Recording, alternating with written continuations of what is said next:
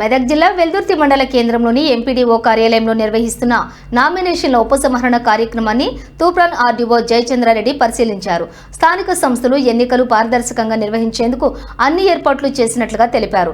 సాయంత్రం 5 గంటల నుండి పోటీ చేసే అభ్యర్థులకు గుర్తులు కేటాయిస్తామని తెలిపారు. ప్రతి ఒక్కరూ స్థానిక సంస్థల ఎన్నికల్లో తమ ఓటు హక్కును సద్వినియోగం చేసుకోవాలని సూచించారు.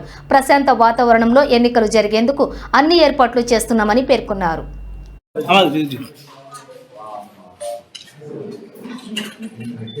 మేడం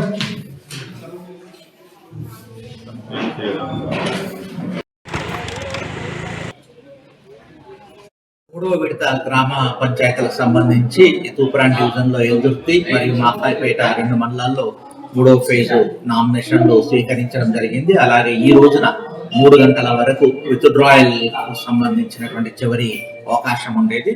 భారీగా విత్డ్రాయల్స్ జరిగినట్టుగా ఇప్పుడే సిబ్బంది తెలియజేస్తా ఉన్నారు.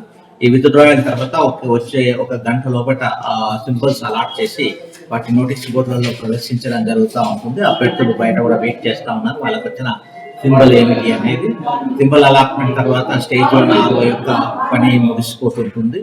ఇకపోతే ఎవరైతే అభ్యర్థులు సింబల్స్ అలాట్ అయి పోటీలో నిలబడ్డారో వాళ్ళంతా కూడా ప్రశాంతంగా ఇంకొకరిని నొప్పించకుండా, తర్వాత లా అండ్ ఆర్డర్ ప్రాబ్లం రాకుండా ఎన్నికల ప్రచారం నిర్వహించుకుంటారని ఆశిస్తా ఉన్నాము.